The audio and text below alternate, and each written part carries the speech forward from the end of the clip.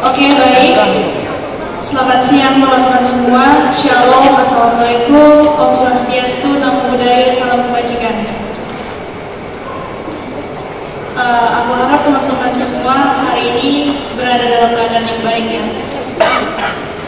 Baik, terima kasih atas kehadirannya dalam rangka kuliah tamu bahasa Korea dengan tema Battle of the Pop Culture, Korea X Japan and Why Asia Rule the Pop World, POV of the KOL. Namun sebelum masuk lebih dalam lagi, ada pepatah lama yang mengatakan tak kenal maka tak sayang. Oleh karena itu, izinkan saya memperkenalkan diri saya. Saya Lydia Kristiani Sarumaha, selaku Master of Ceremony pada hari ini.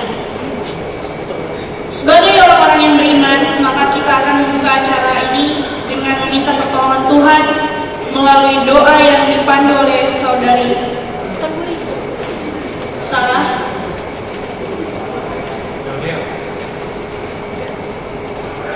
Maaf, yang dipandu oleh saudara Gabriel. Untuk saudara Gabriel, silakan.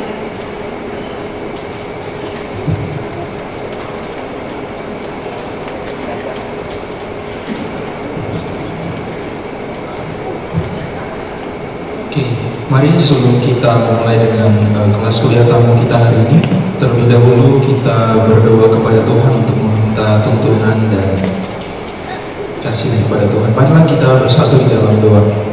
Terima kasih Tuhan, selamat pagi di hari ini kami berkumpul di kampus kami Tuhan untuk memulai dengan kuliah tamu kami di pagi hari ini Tuhan. Berkati narasumber yang sebentar akan memaparkan materi Tuhan, kiranya Kau memberkati Kak Kenji agar apapun materi yang sebentar dia paparkan kepada kami Tuhan, kami dapat pahami dan juga mengerti Tuhan. Segala kuliah tamu kita hari ini Tuhan, kami serahkan ke dalam tangan-Mu Tuhan, karena Engkau yang mengatur semuanya Tuhan. Terima kasih Tuhan, selamat pagi, haleluya, amin.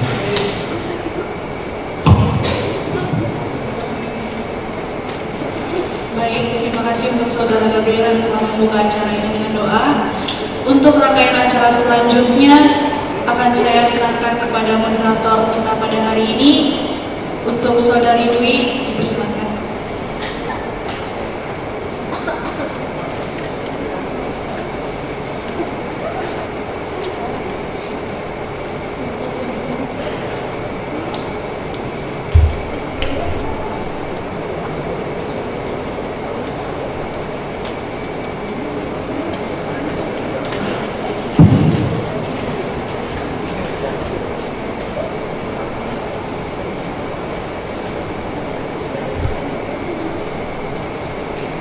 Oke, terima kasih kepada MC yang telah memulai acara kita dengan sangat baik.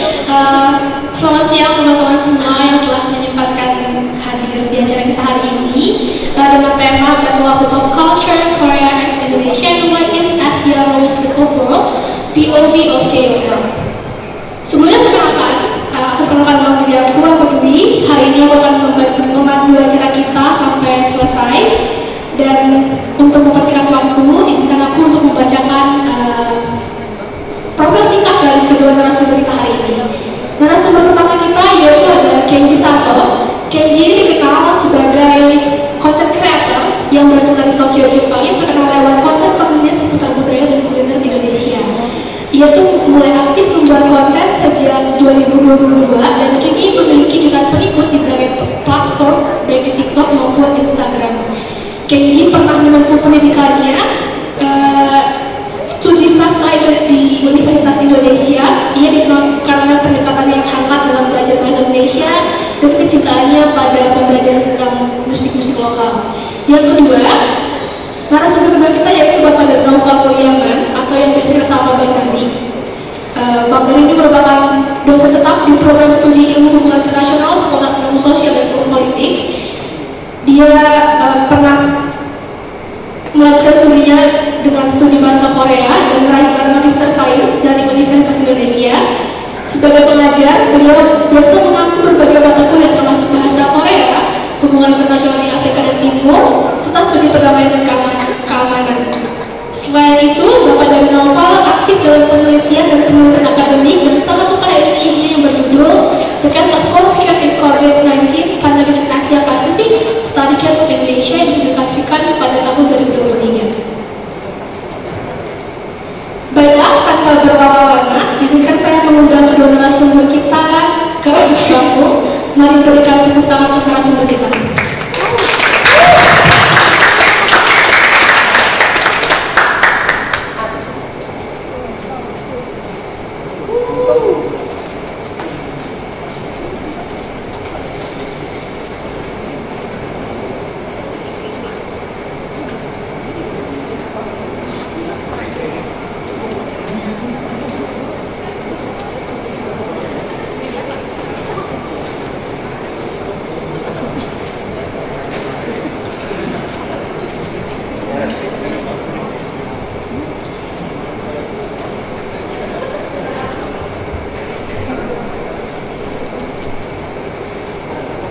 Baik, terima kasih kepada Kak Kenji dan Pak Nari yang telah menyempatkan waktunya untuk mengisi acara kita hari ini.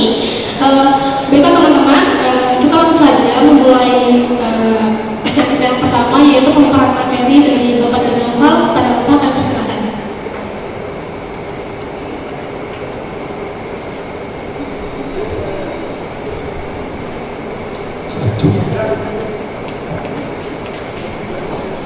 Karena ini bukan seminar, ini sebenarnya kelas biasa.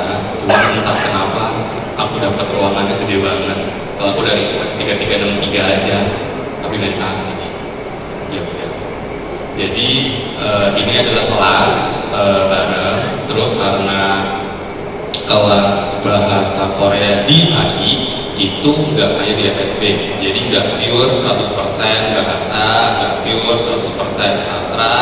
Kita harus ada diplomasinya.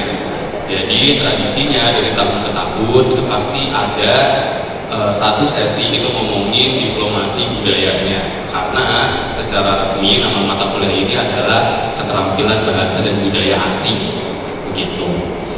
Nah, karena kasusnya yang diangkat itu adalah Korea dan Jepang dengan tema besar budaya populer, jadi aku mau coba masuk ke sisi teoritisnya gitu ya. Nah, mungkin kalian bisa pelajari dari presentasi ini. Pertama, bagaimana membuat sebuah presentasi akademik gitu.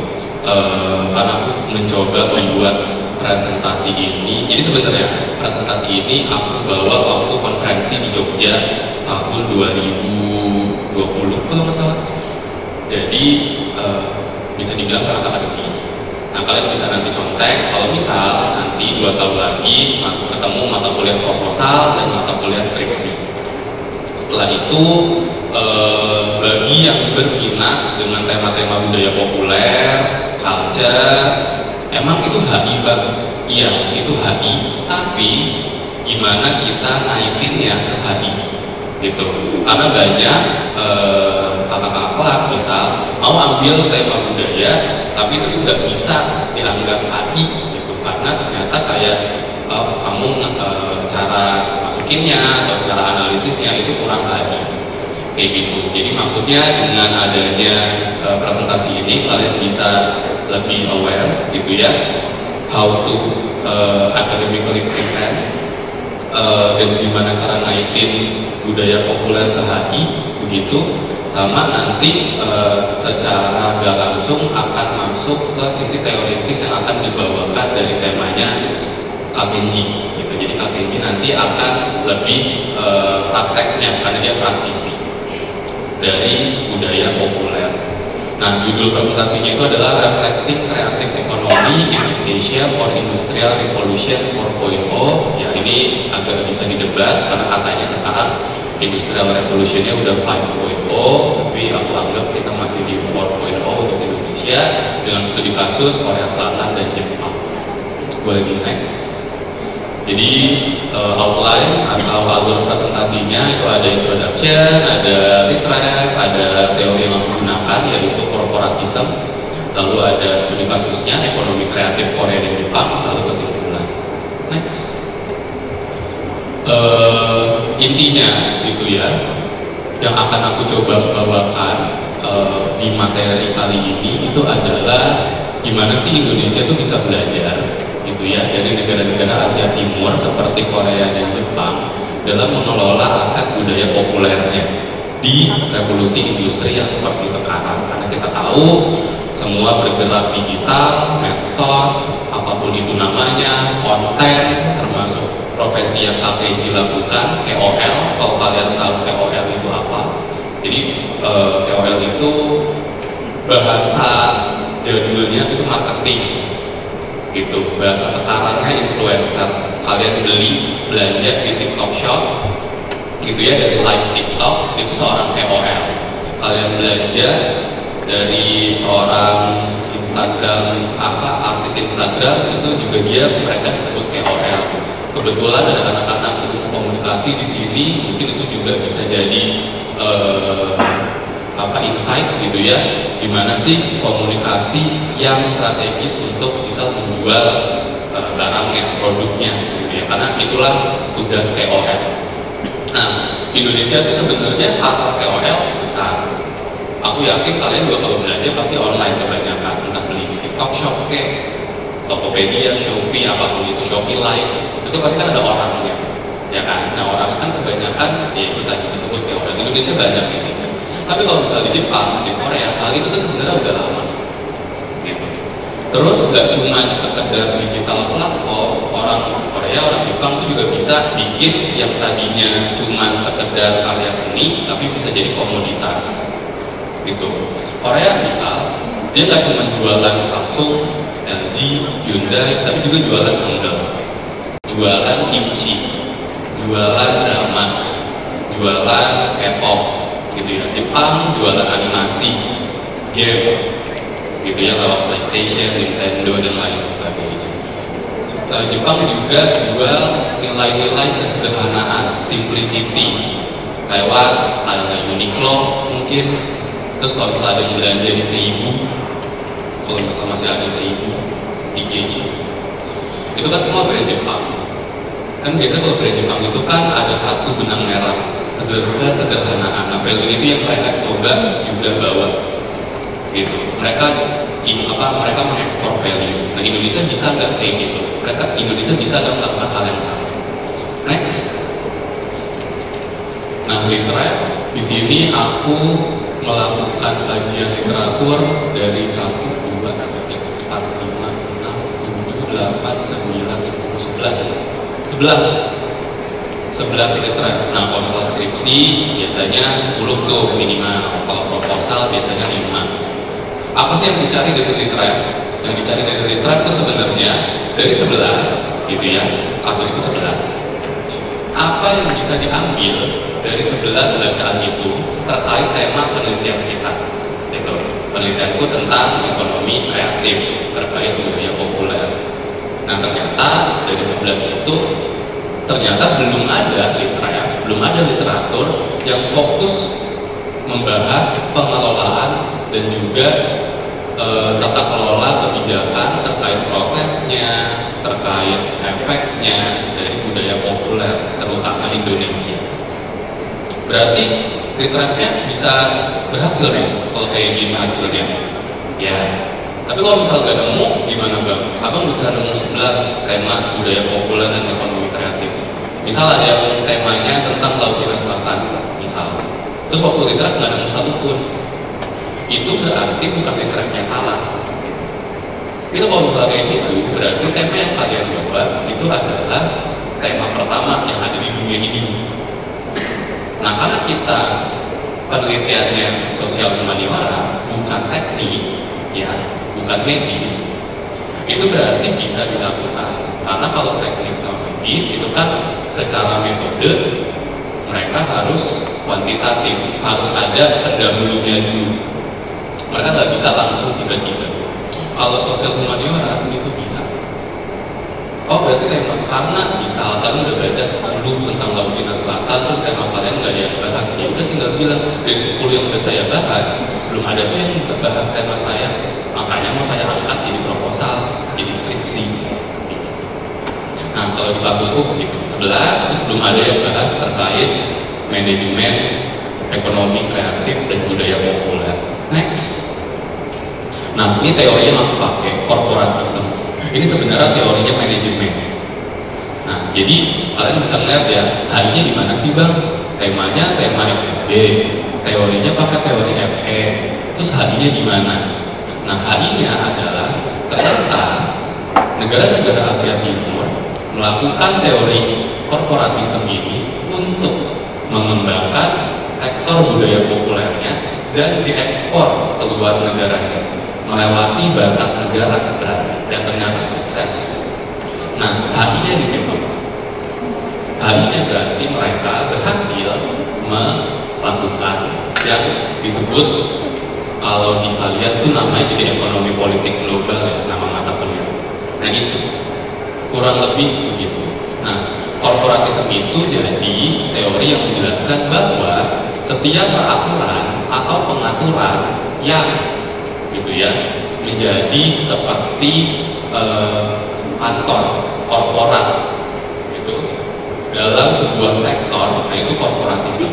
Jadi di sini kasusnya boleh di next. Kalau Korea gitu ya, Korea itu menjadikan korporatisme jadi gini. Kita nggak cuma bikin lagu, tapi lagu itu jadi produk. 1 bulan bisa berapa lagu? 1 bulan bisa berapa episode? Nah, episode itu yang dijual, episode itu yang diekspor. Jadi misal Indomaretnya adalah Netflix. Setiap Senin ada episode baru. Berarti setiap Senin ada produk baru. Gitu. Dalam menghasilkan satu produk berapa lama? Itu mereka hitung nilai ekonomisnya, modalnya berapa, sponsornya gimana, produk replacement di episode itu gimana. Jadi nggak cuma sekedar karya seni, film, musik, tapi sudah sampai ada nilai ekonominya. Itu lebihnya Korea Selatan dalam menjadikan budaya populer sebagai rantai ekonomi. Di situ nanti ada pemainnya, ada narasumbernya, kayak sutradara, produser gitu ya, ada editornya, ada production house-nya. Production house berarti jadi pabriknya, gitu. Jadi kesannya kayak budaya nggak ada hubungannya sama HI, nggak ada hubungannya sama ekonomi, tapi ternyata ada.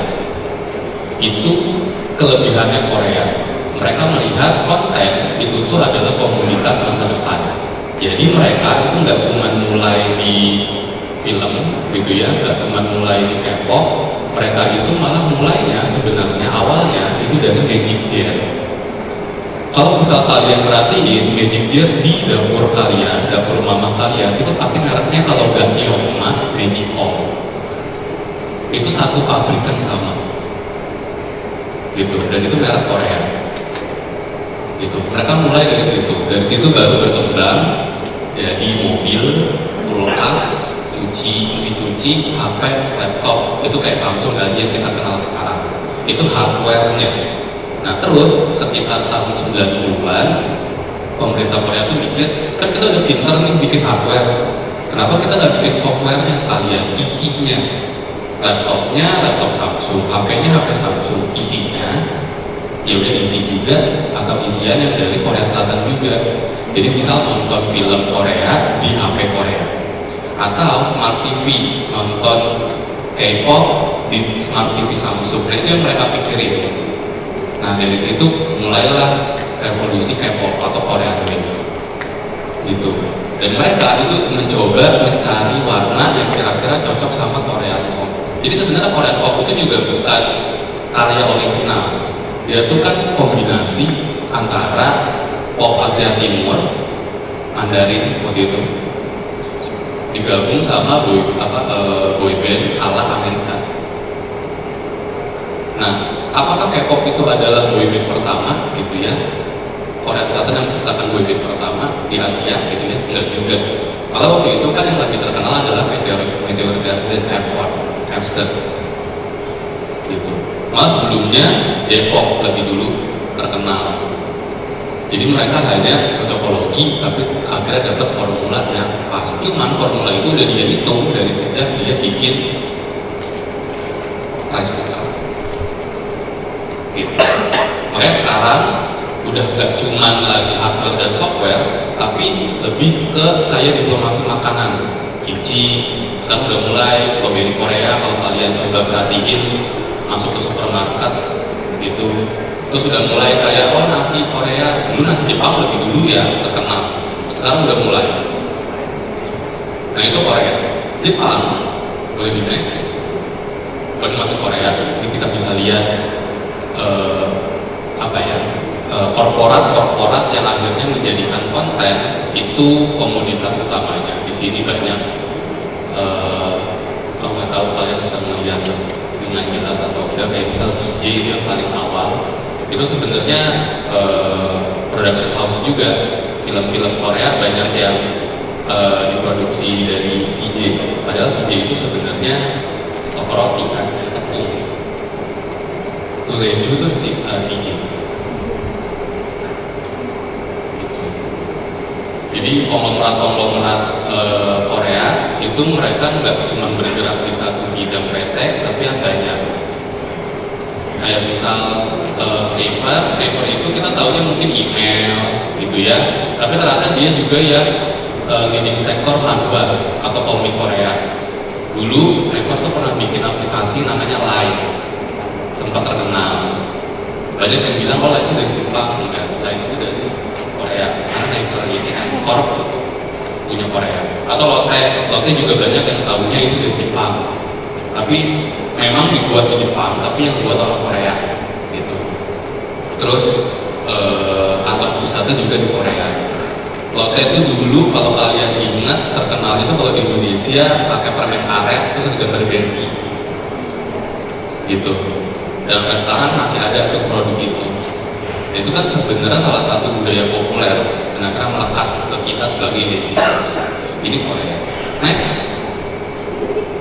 Nah, kalau Jepang mungkin nggak usah kita banyak bahas karena nanti KKJ yang akan banyak bahas, gitu ya. Intinya kan kita tahu gimana animasi, game, gitu ya. Itu akhirnya bisa Jepang buat, Jepang bisa dan akhirnya menjadi identitas negaranya. Bahkan sampai sekarang itu tetap laku jadi komoditas. Doraemon mungkin udah hampir 60 tahun, 70 tahun tetap jadi daya tarik gitu. Mulai dari dorayaki lah, atau misal kita melihat ada mie kucing biru dan segala macam, awalnya dari satu sumber yang sama. Bahkan mungkin ada banyak juga orang ke Jepang untuk melihat, aku mau ke wahana rumah Doraemon, aku mau ke wahana taman kisahnya Doraemon itu yang ada di episode, banyak episode Doraemon. Atau mungkin animasi-animasi lain yang kalian tahu, Conan lah, Naruto, ya kan, makan ramen kayak Naruto gitu kan. Terus yang bakso spiral pink putih itu kan juga akhirnya sempat heboh. Kita itu semua awalnya ya sekedar karya seni, tapi ternyata enggak, ada nilai ekonomisnya dan akhirnya Jepang bisa membawa gitu ya yang namanya oh ini loh budaya Jepang. Boleh next lagi. Nah, conclusionnya gitu ya. Nah, sekarang coba kita refleksi diri, Indonesia bisa nggak? Gitu. Kenapa sih budaya populer selalu yang bikin Jepang, Korea, Cina? Mungkin kayak Cina nggak dibahas, Cina bikin nggak? Gitu kan? Cina bikin, cuman mungkin baru hebohnya sekarang. Mixu, ya kan? Terus mungkin kalian yang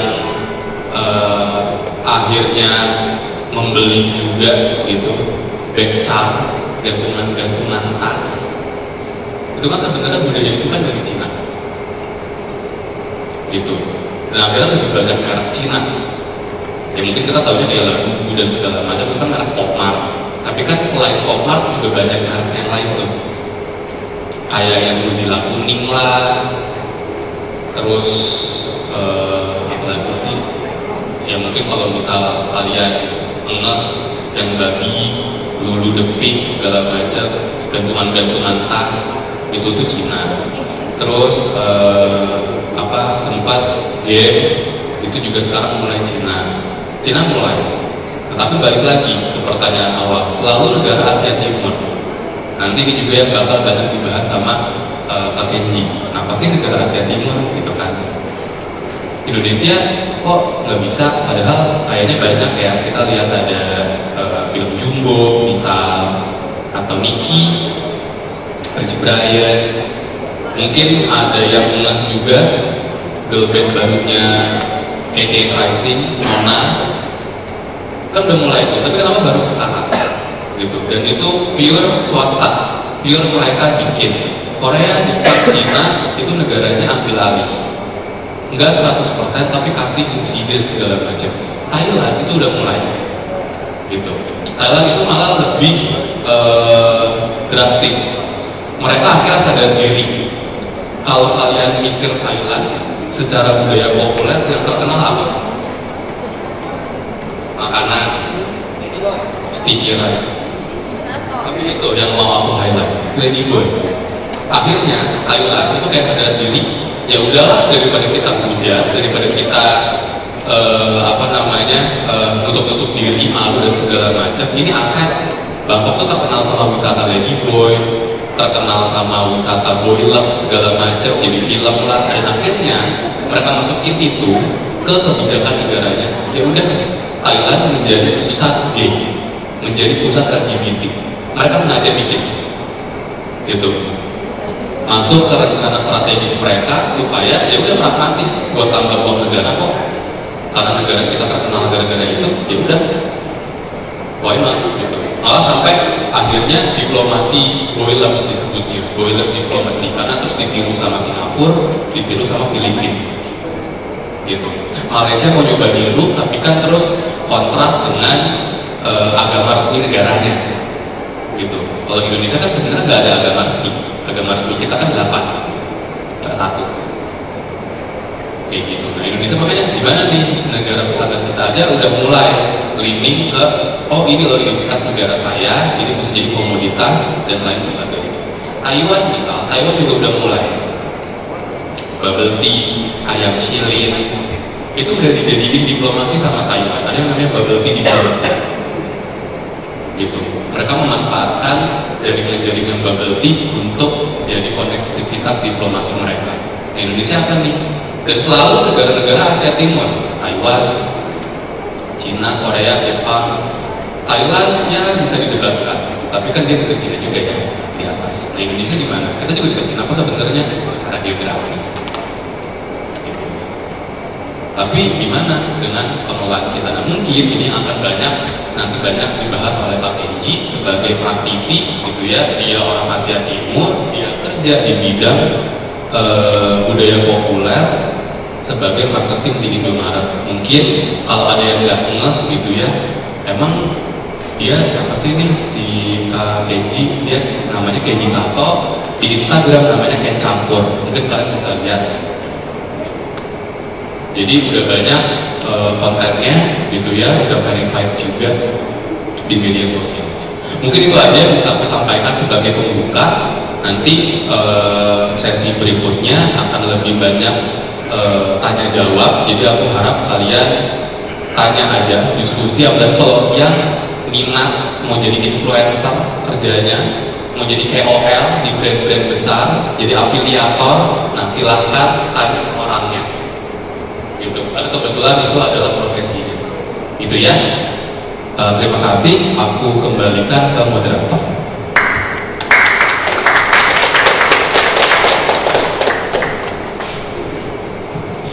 Terima kasih pada Pak Dari yang telah mengatakan materinya. Jadi teman-teman kita bisa menyimpulkan beberapa poin yang bisa terdapat dari materi yang barusan saja Bapak disampaikan. Yang pertama, negara-negara maju seperti Korea dan Jepang itu tuh membuktikan bahwa budaya pop seperti mungkin di Korea K-pop, di Jepang ada anime, maupun kayak Japan fashion atau Korean fashion itu bukan hanya sebagai bentuk hiburan, tapi bagi negara tersebut itu adalah ekonomi atau soft power diplomasi yang bisa menghasilkan nilai tambahan tinggi bagi negara tersebut.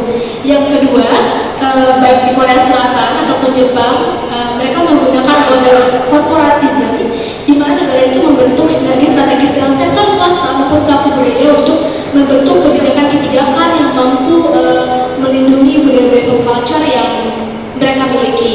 Yang ketiga yaitu sebagai negara yang unggul juga, Korea Selatan itu menjadikan budaya pop culture seperti K-pop itu sebagai investasi di negara mereka, sehingga negara mereka itu bisa dipandang lebih besar di mata dunia. Dan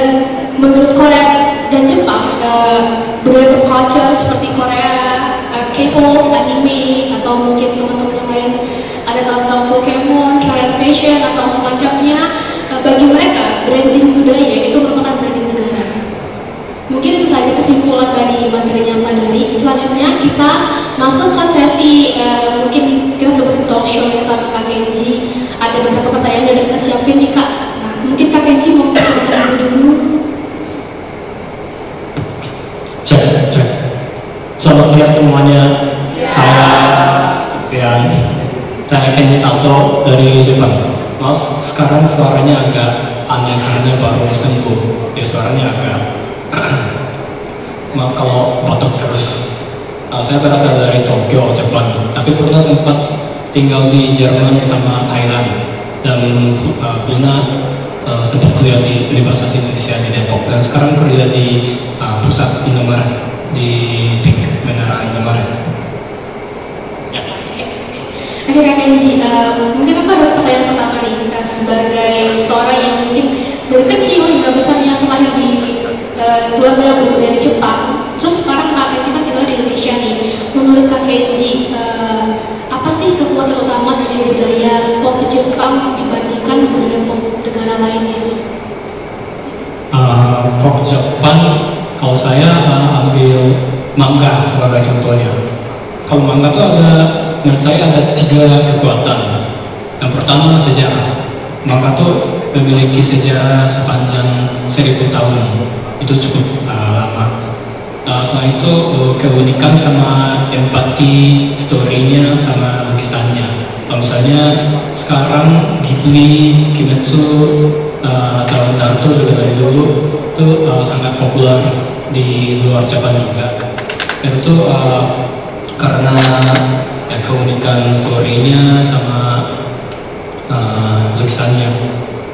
Setelah itu kalau Naruto sama apalagi Kamen Rider itu Ultraman juga, itu tentang pahlawan, heroism.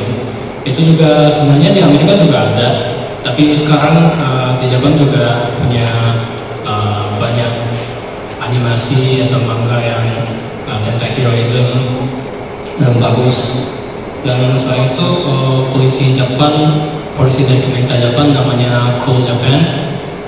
Pemerintah Jepang mendukung impor animasi sama manga ke luar negeri. Kalau misalnya pernah adakan acara anime di Amerika juga, di Asia juga ada banyak.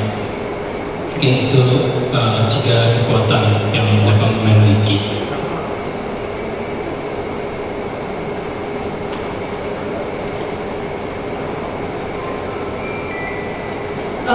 Kalau menurut Kak Kenji sendiri kan kayak kita bilang soal manga, anime, dan Naruto segala macamnya itu kan terkenal. Kalau di Korea kan juga ada namanya kayak K-pop dan segala macam. Menurut Kak Kenji itu apa sih faktor yang menjadi pendukung terkuat sehingga budaya pop culture di negara terutama di Jepang itu bisa mendunia, dan mungkin Indonesia bisa kayak Jepang untuk mempublikasi atau mengenalkan budaya pop culture-nya ke dunia seperti Jepang?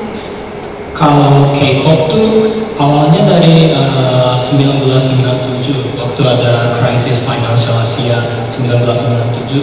Waktu itu ekonomi Korea sangat menurun sehingga mereka mau uang dari luar negeri untuk trading. Makanya pemerintah Korea investasi banyak duit pada K-pop. Kalau Jepang tuh sejarahnya agak beda, tapi mungkin kalau di Jepang tuh ya keunikan story-nya sama keindahan lukisannya. Terus kalau story-nya yang lagi viral tuh karakternya mungkin cowok anak SMP atau SMA yang nggak ganteng atau mungkin ceweknya nggak terlalu cantik, tapi sehingga orangnya bisa simpati, bisa kayak apa namanya, mungkin kalau saya di sekolah kehidupannya nggak terlalu seru, nggak ada banyak teman atau nggak punya pasangan juga. Tapi kan kalau di anime karakternya juga sama, jadi bisa kayak refleksikan diri sendiri.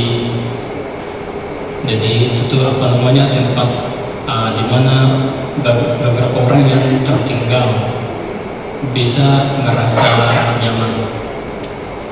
Apalagi ada corona pandemi, jadi orangnya di rumah terus 2 tahun 3 tahun, ada banyak waktu ya. Dan corona itu menurut saya ada efek yang sangat besar untuk K-pop sama anime, manga juga.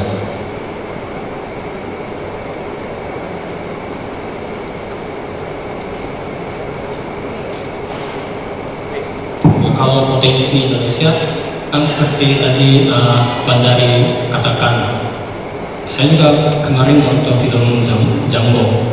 Itu filmnya sangat luar biasa. Kayak ceritanya juga bagus. Ceritanya kayak dikasih gitu, ada banyak plot twistnya. Itu tuh mungkin pemerintah Indonesia bisa dukung, mungkin bisa ekspor ke luar negeri. Kalau di Malaysia tuh pasarnya juga pasar film Indonesia juga besar. Jadi bukan hanya Malaysia tapi kayak Thailand, mungkin bisa mulai dari ASEAN countries, atau kayak di Jepang juga ada banyak festival animasi. Jadi orang Jepang juga pasti senang kalau ada film screening tapi animasi dari luar negeri ke Asia. Sangat menarik buat orang Jepang juga. Oke Kak, kan kita tahu kalau kayak gini sebagai konten kreator ya, yang memperkenalkan budaya-budaya. Kalau sekarang aku lihat di Instagramnya kalau kayak gitu sering mempromosikan tentang kuliner Indonesia, budaya Indonesia. Aku mau tanya Kak, kalau menurut Kak Kenji untuk kedepannya, kalau misalnya Indonesia mau lebih mengembangkan budaya pop culture-nya atau budaya-budaya Indonesia yang go internasional, apakah ada tantangan tersendiri yang kemungkinan akan Indonesia hadapi? Apalagi kayak mungkin dari sisi Kak Kenji sendiri ya, yang udah mencoba mempromosikan tentang budaya Indonesia ataupun budaya Jepang di Indonesia, apakah ada tantangannya? Sebenarnya Indonesia tuh memiliki banyak artis yang udah world class gitu, kayak Nicky, Dayan, dan film Jumbo juga. Cuman mungkin butuh dukungan dari pemerintah juga, seperti pemerintah Jepang dan Korea. Potensinya banyak. Saya pernah tinggal di Thailand juga, kuliah di Chulalongkorn University. Terus menurut saya mungkin Indonesia tuh potensialnya lebih besar pop culture-nya. Jadi ya kalau Jumbo tuh filmnya bagus, tapi kalau mau apa namanya ekspor pop culture ke luar negeri, Indonesia harus memproduksi film sebagus itu setiap tahun. Soalnya kalau di Jepang ada Kimetsu, ada Dandadan, ada banyak anime baru, Chainsaw Man, setiap tahun pasti ada season 2 juga.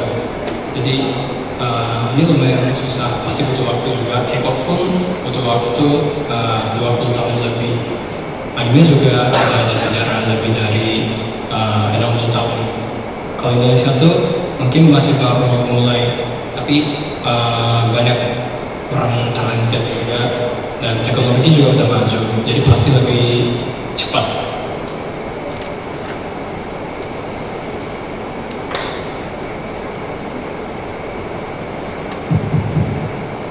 Oke, Kak Ken, aku mau nanya lagi nih, kalau misalkan kedepannya kira-kira menurut Kak Ken ada nggak sih kesempatan buat mungkin Korea atau Jepang kolaborasi, atau mungkin ketiga negara seperti Korea, Jepang, dan Indonesia bisa berkolaborasi untuk mempromosikan budaya pop culture-nya?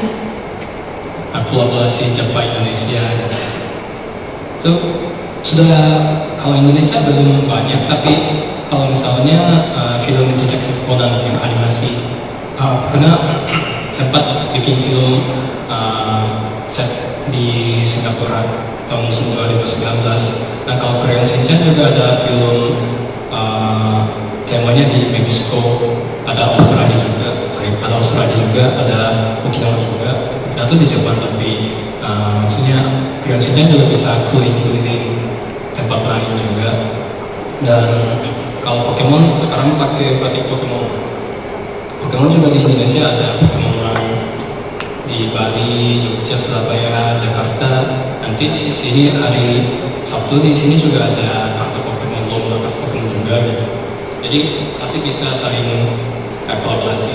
Mungkin menurut saya yang saya mau lihat itu mau nonton itu kayak Detektif Conan atau Crayon Shinchan atau Doraemon tapi versi Bali. Filmnya di Bali. Tapi pasti bisa. Waktu itu di pemerintah Singapura kerja sama Detektif Conan juga. Jadi waktu itu di film Marina Bay Sands yang ikonnya Singapura itu dibom. Jadi itu hancur. Kan itu tuh mungkin buat orang Singapura nggak ada yang marah juga. Jadi harus ada diskusi dulu. Jadi waktu itu pemerintah Singapura sama Detektif Conan kerjasama.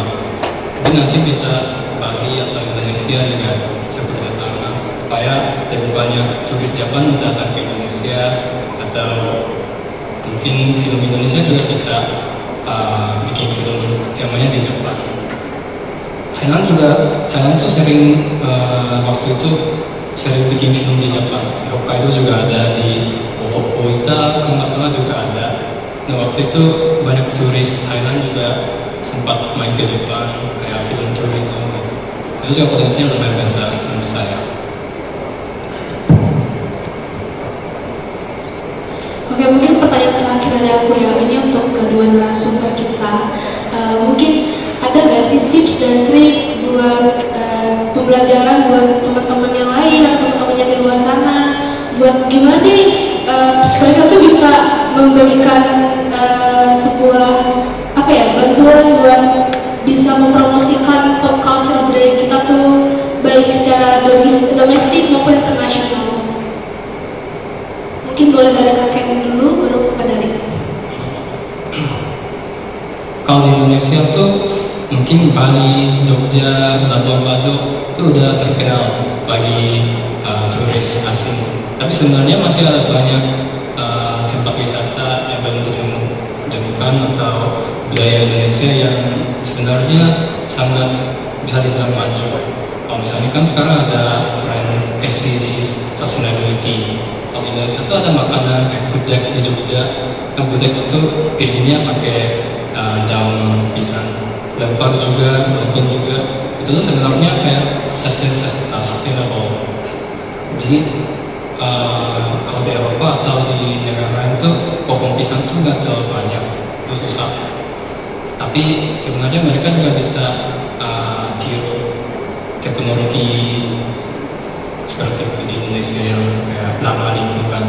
Nah itu tuh kalau di media sosial belum ada banyak video mengenalkan budaya Indonesia atau tempat wisata yang belum ditemukan. Jadi potensinya besar menurut saya.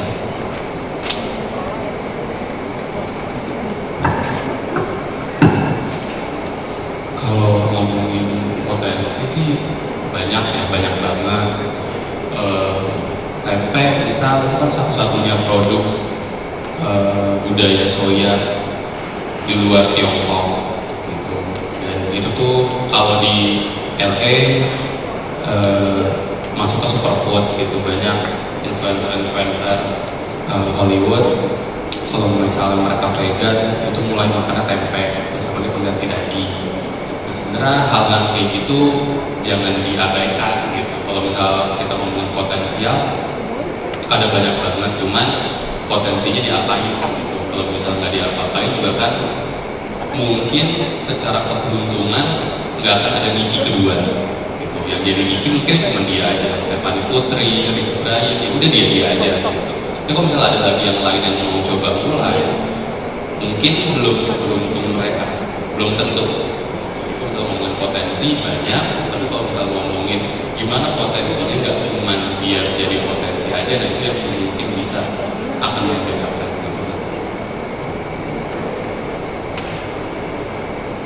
Oke, mungkin kita bisa kasih kesimpulan kalau Indonesia tuh punya banyak budaya ragam dan macam sesuatu yang bisa kita keragaman yang bisa kita pasarkan, bisa kita jadikan soft diplomasinya ekonomi Indonesia ke mata dunia. dengan cara kita bisa seperti Kak Kenji sebagai content creator memanfaatkan teknologi yang kita punya untuk memperkenalkan budaya kita, ciri khas kita yang kita punya kepada mata dunia, dan dari sisi pemerintah bisa lebih membantu. Kita bisa menjaga negara Korea dan Jepang yang tadi sudah dijelaskan sama Bang Dari dan Kak Kenji.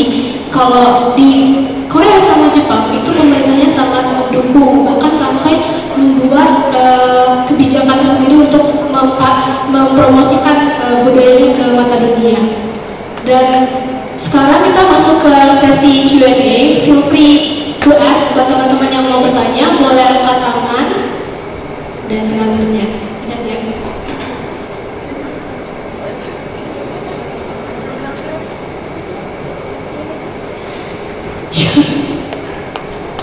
Satu, siapa tuh? Matthew, ada lagi. Oke, ada Yola, ada Kenzo.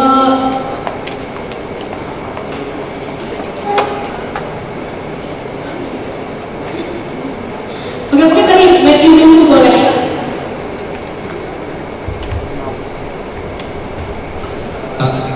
Perkenalkan, nama saya Matthew Angel dari kelas A. Mau tanya Bang Kenji, bener nggak kalau di Jepang itu nggak semuanya kemampuan bahasa Inggris masyarakat Jepang itu rendah? Itu benar atau enggak? Kalau benar, kenapa? Apakah Jepang senasionalis itu atau gimana? Kak Kenji mau langsung jawab? Ya boleh. Cek. Sebenarnya orang Jepang tuh belajar bahasa Inggris di SMP sama SMA at least 6 tahun ya. Tapi pendidikannya fokus ke grammar, writing sama reading aja. Kenapa? Karena tujuannya dari dulu tujuan pendidikan bahasa Inggris di Jepang tuh untuk bisa mampu menulis skripsi waktu kuliah S1. Jadi kalau speaking sama listening itu masih belum di fokus. Tapi sekarang banyak turis asing datang ke Jepang. Jadi orang Jepang juga harus bisa berbahasa Inggris. Jadi sekarang kalau orang Indonesia atau orang asing datang ke Jepang, kok orang Jepang nggak bisa bahasa Inggris? Sebenarnya mereka bisa, cuman nggak pede. Mereka malu, takutnya salah ngomong, gramarnya salah, atau yang ucapannya mungkin nggak tepat, nggak benar, jadi malu juga. Terus kalau listening juga mungkin belum terbiasa. Jadi ketika dengar bahasa Inggris, mereka langsung, aku nggak bisa gitu. Tapi sekarang ekonomi Jepang juga butuh turis dari luar negeri. Jadi kemampuan bahasa Inggris itu sekarang naik.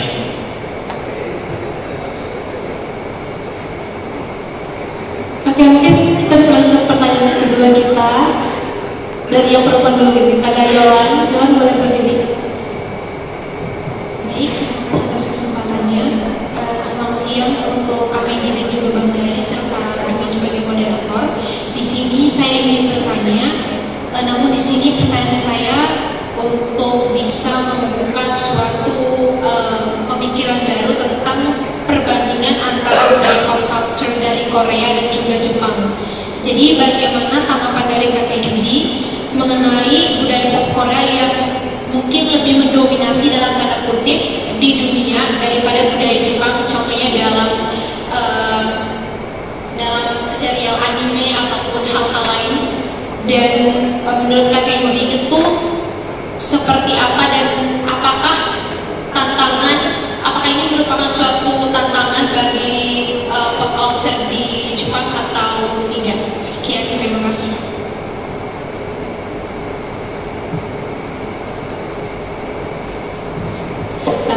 Kak Kenji mau langsung jawab. Jadi tadi Yola tanya, kalau kita kan ngeliat sekarang kalau budaya pop culture-nya Korea Selatan itu lebih menonjol ketimbang Jepang sendiri. Sedangkan Jepang itu masih punya anime, manga.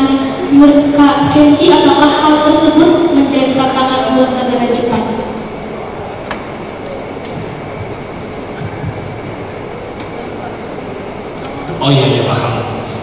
kalau budaya Korea tuh kalau misalnya K-pop sama drakor itu orang Jepang juga udah bilang yang itu lebih bagus drama karena memang pasarnya beda. Pasar J-pop sama drama Jepang tuh hanya di Jepang karena populasinya cukup banyak.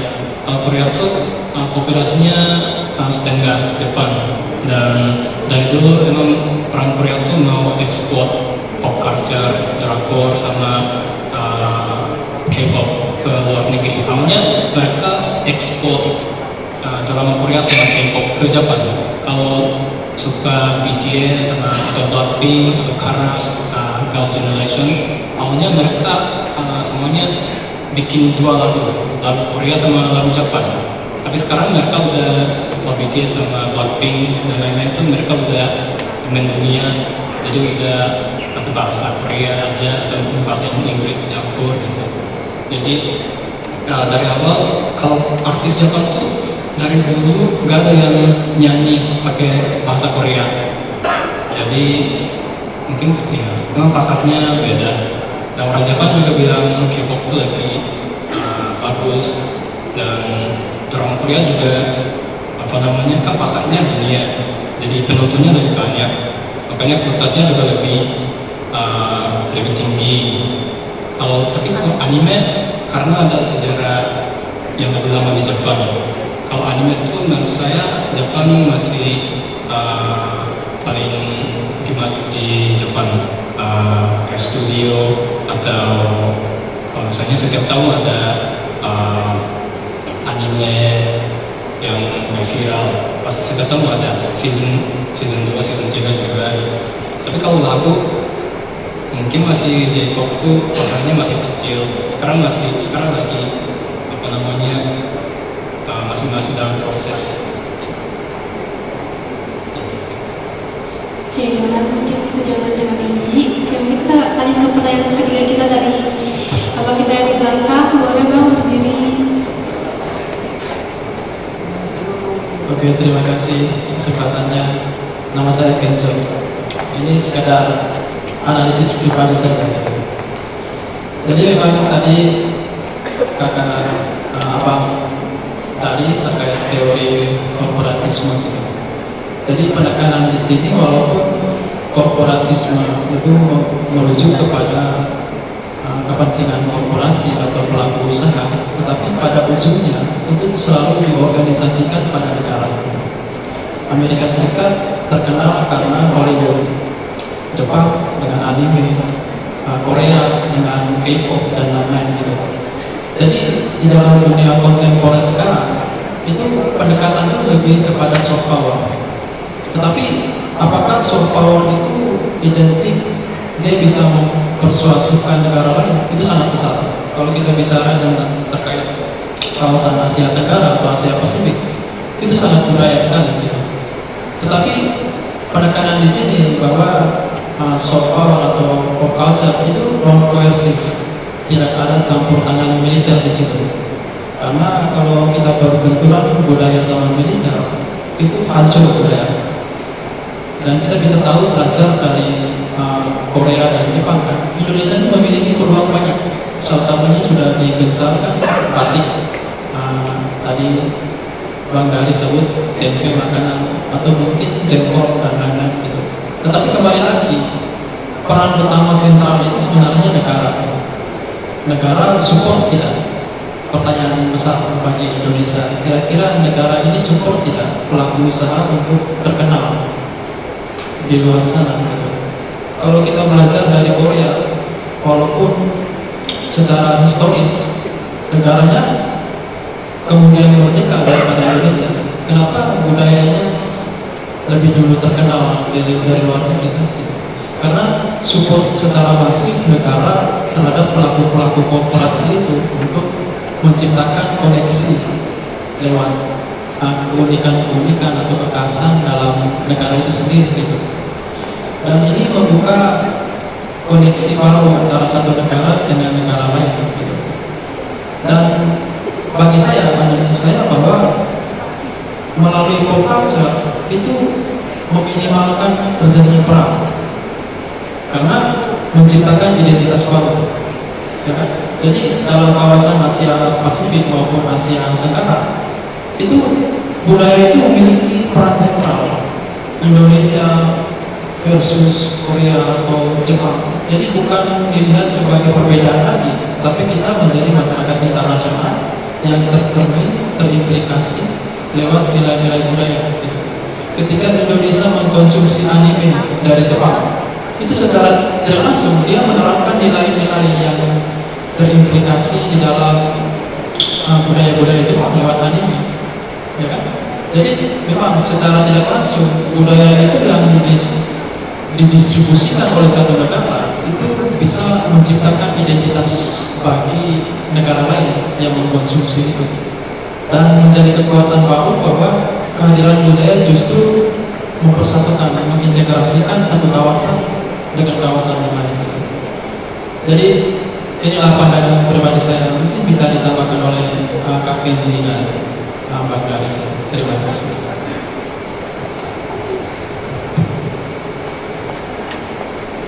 Oke, tadi berarti Kenzo bukan memberikan pertanyaan, tapi memberikan pandangan ya. Benar.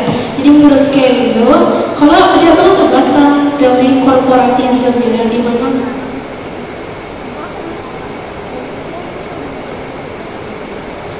tadi kan Kenzo bilang kalau kita ngebahas tentang teori korporatisme itu kan ngebahas soal tentang MNC ya, perusahaan. Tapi sebenarnya kalau ngebahas tentang pemasaran pengkonsumsinya itu soal tentang negara gitu. Dan menurut Kenzo sendiri, menurut Kenzo kalau kita menjadikan memasarkan pop culture sebagai bentuk diplomasi itu bisa meminimalisir perang gitu. Kalau menurut Kenji gimana? Apakah Kenji ada tambahan buat tadi yang sudah Kenzo sampaikan? Ya, setuju. Dan kalau Jepang tuh yang Doraemon sama lain-lain animasi awalnya ekspor ke Indonesia tahun 1970-an, mungkin 60-an juga mungkin ada dikit. Itu emang studio Jepang mau ekspor ke Jepang untuk pasar baru. Habis itu orang Indonesia juga mulai suka animasi Jepang. Dan awalnya Jepang yang mau ekspor, tapi habis itu terbalik, Indonesia yang mau import Jepang. Terus sekarang ada budaya kan, kalau misalnya cosplay atau acara anime juga kan sering ada di sini kan, selain cosplay tapi manga, ada yang bikin manga juga.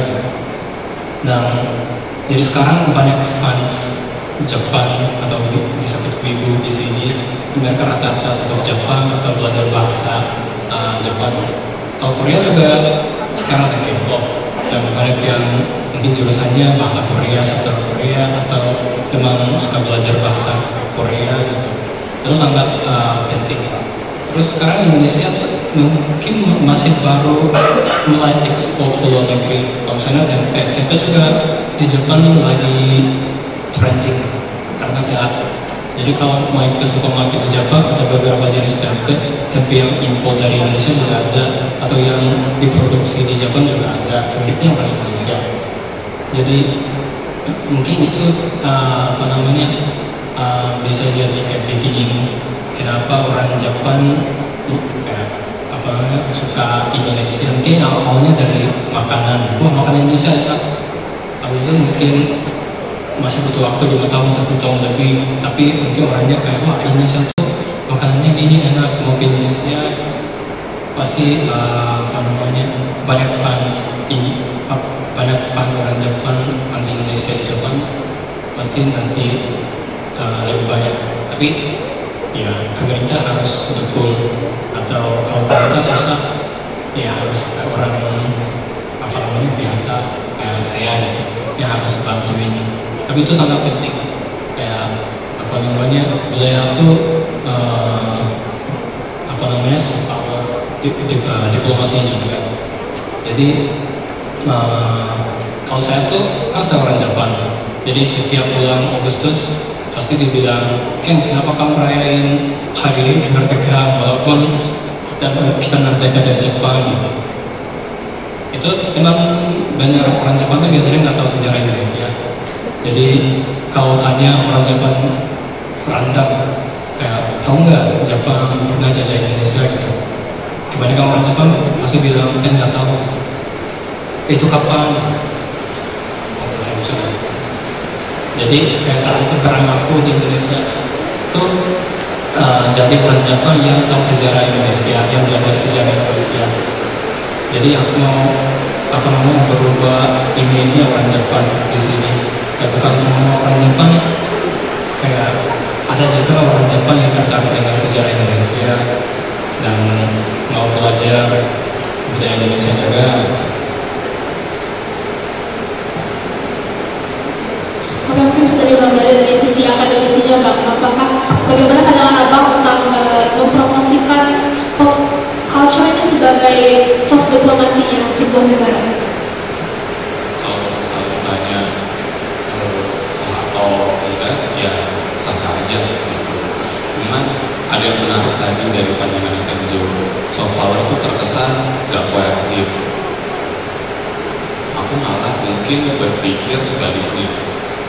Pukulannya soft power mungkin nggak kelihatan tapi nancap. Contoh, hashtag kabur aja dulu, itu kan sebenarnya pukulan buat soft power kita yang sangat lemah. Gitu. Aku bisa jamin dari 50 orang yang ada di ruangan ini, mungkin semuanya kalau ditanya siapa Kenji gitu, ya cuma Kenji doang yang gak lupa tangan kan gitu, karena Kenji warga negara Jepang.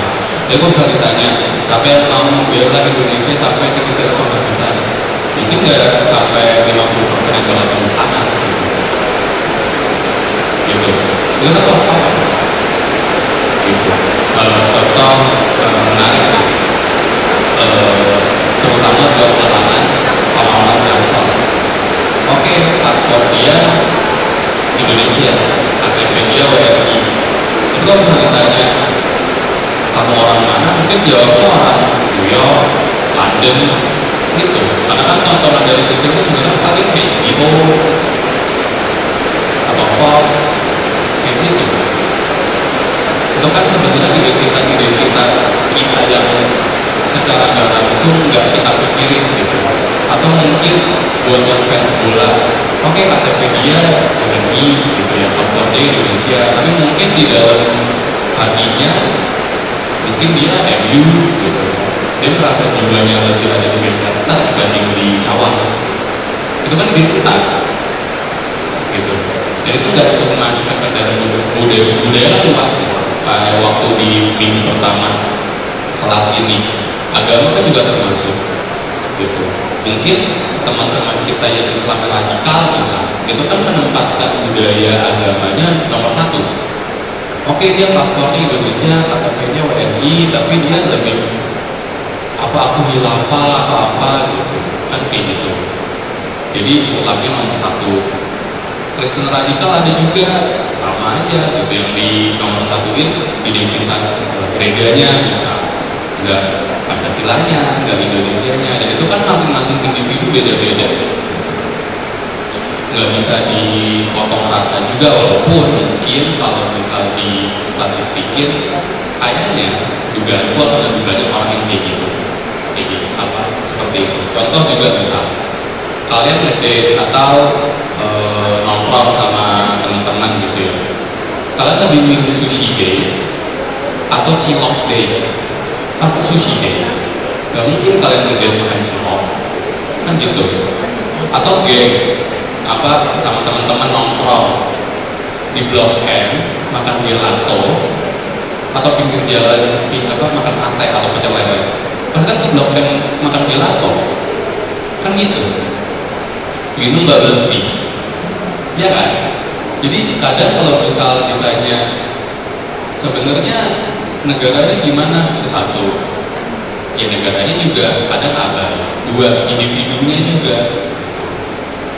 Aku juga gak munafik gitu, misal kayak dari aku sendiri, apakah sepatuku sepatu buatan Indonesia, apakah celana buatan Indonesia, apakah baju, HP gitu ya. Itu kan kita bisa lihat sendiri, refleksi. Kalau misal kita mau jadi duta besar, kan masing-masing diri kita kan katanya diplomat, masing-masing diri kita kan duta besar. Paling nggak kan duta besar untuk diri kita gitu ya.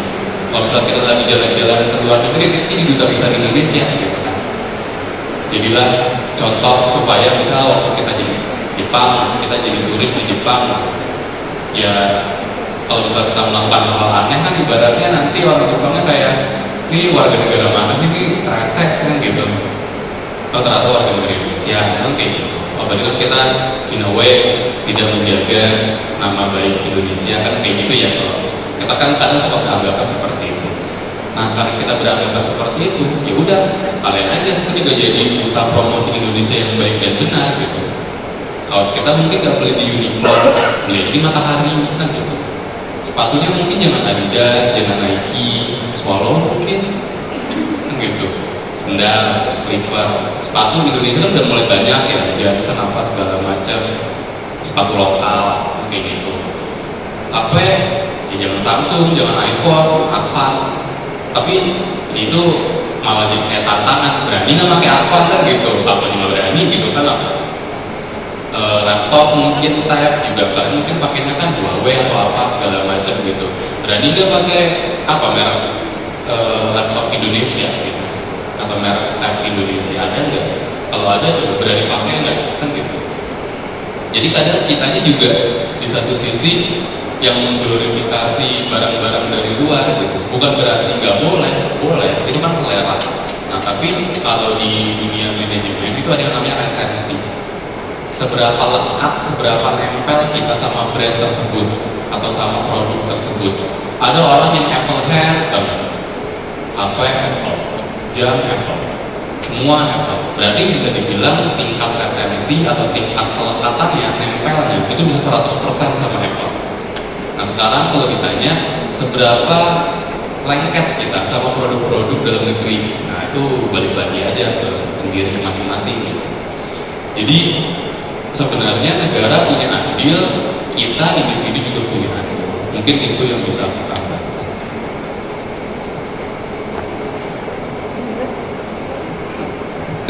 Cek.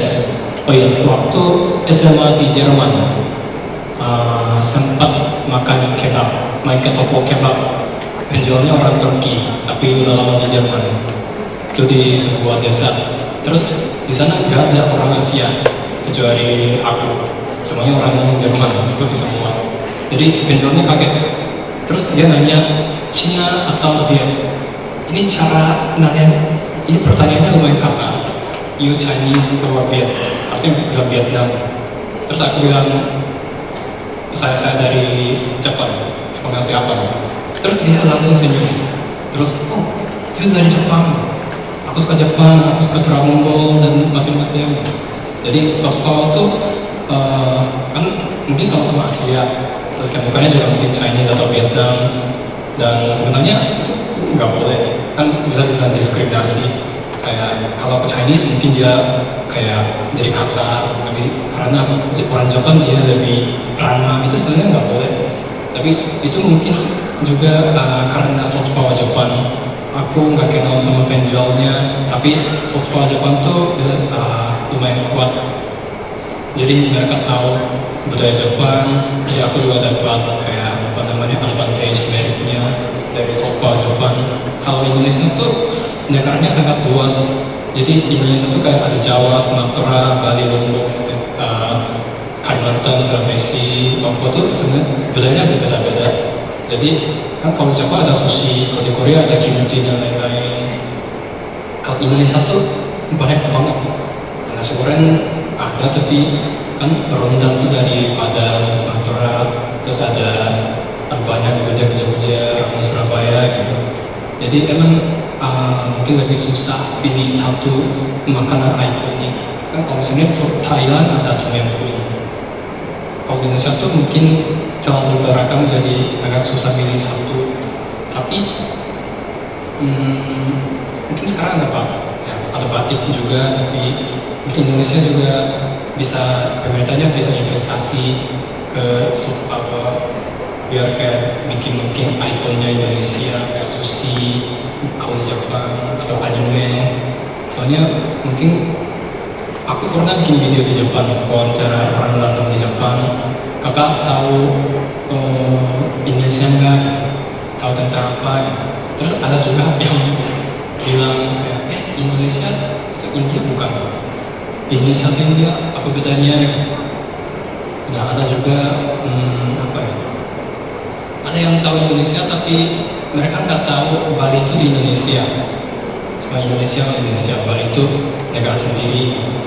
Jadi kalau Bali itu tempat wisata tujuannya.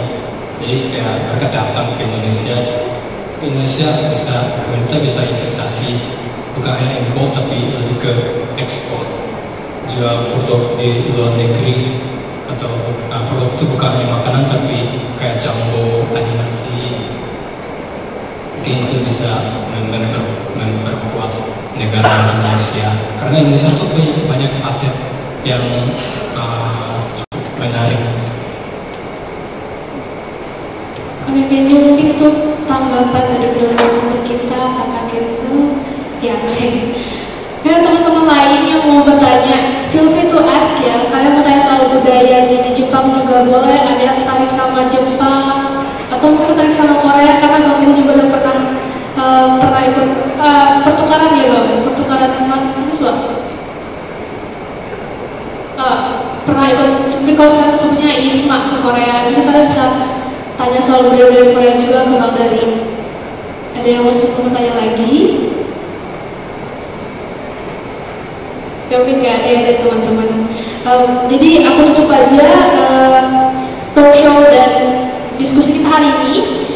Terima kasih kepada dua narasumber kita yang sudah menyediakan waktunya dan memberikan ilmunya yang inspiratif. Semoga ilmu yang kita dapatkan hari ini bisa menjadi pandangan baru untuk kita semua. Dan aku selaku moderator mohon maaf apabila ada kesalahan dalam membawakan acara. Aku kembalikan ke MC.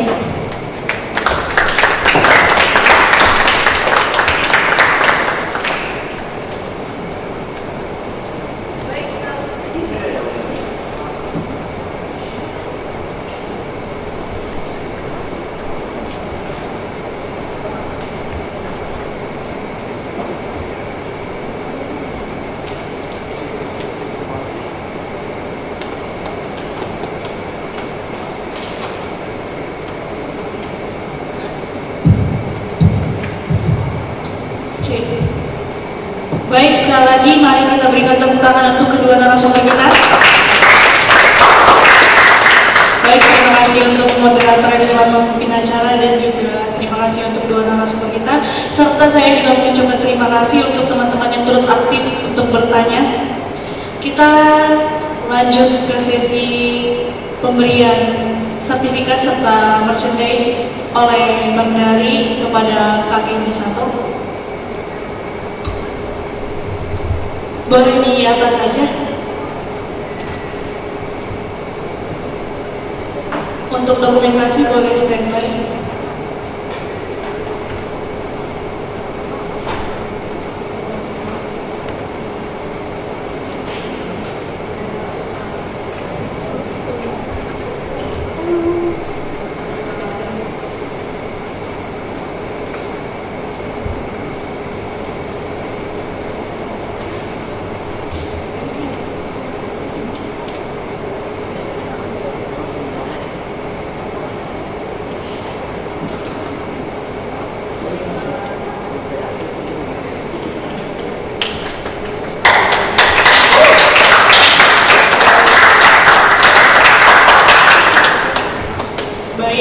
Moderator dan narasumber boleh kembali ke tempat.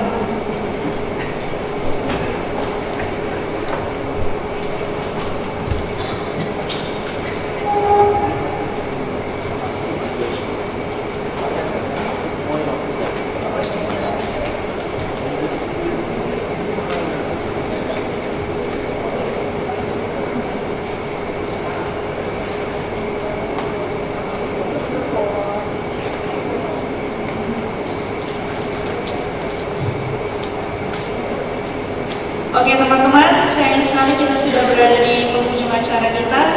Harapannya agar materi yang telah disampaikan oleh narasumber dapat bermanfaat dan membantu teman-teman semua dalam memahami diskusi kita hari ini. Untuk menutup acara hari ini, kita akan berdoa dan doa penutup akan dipimpin kembali oleh Saudara Gabriel. Untuk Saudara Gabriel, persilakan.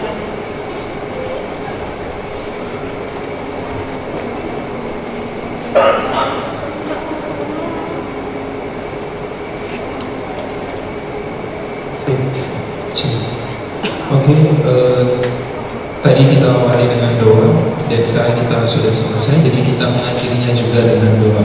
Mari kita bersatu di dalam doa. Selamat siang Tuhan, terima kasih atas berkat dan penyertaan yang begitu luar biasa. Di siang hari ini kami telah selesai dengan kuliah kami ya Tuhan. Kiranya materi yang tadi diberikan oleh Bang Dari dan juga Kak Genji dapat kami pelajari dan juga kami resapi untuk kuliah kami nanti Tuhan. Inilah doa kami Tuhan, terima kasih, haleluya, amin. Baik, terima kasih untuk Saudara Gabriel yang telah menutup acara ini dengan doa. Kami mengucapkan terima kasih banyak kepada teman-teman yang sudah meluangkan waktu untuk hadir, dan terima kasih juga atas partisipasi teman-teman semua. Mohon maaf jika ada salah kata. Saya Lydia selaku Master of Ceremony pamit